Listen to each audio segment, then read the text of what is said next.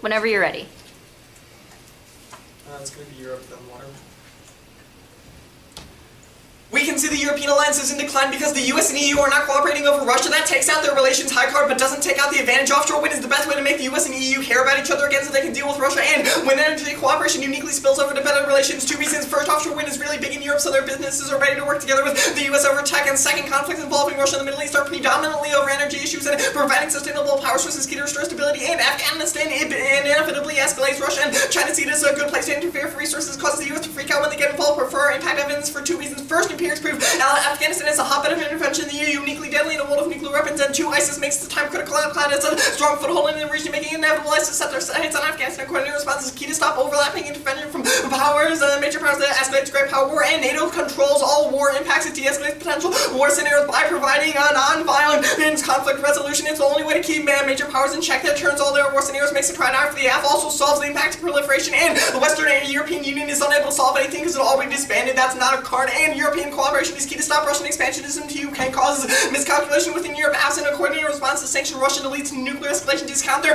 Russian defense because it predates the Ukraine crisis by 6 years, and first strike doesn't solve the status quo because the US is staying out of the Ukraine conflict, which means the US is not going to actually strike first. Water.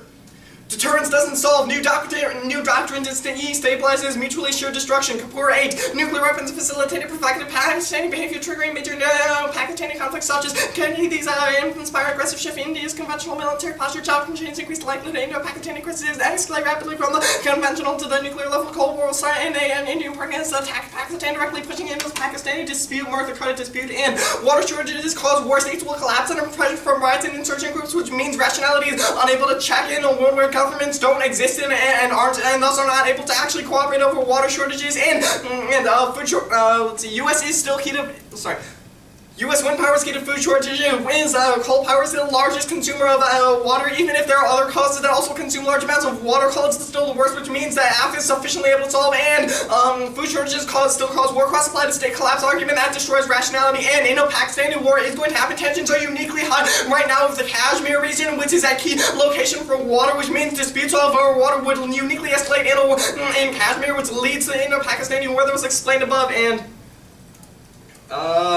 go back to proliferation. There, proliferation, good arguments assume that all countries proliferate together, but that's not how it works. Proliferation only solves if every single country does it at the same time. In reality, it results in some proliferated countries that act as major expansionist power, which expand into other countries, which means that leads to miscalculations between them and other great powers that try to intervene to save smaller countries. That creates a uniquely more unstable global environment and is unable to solve war.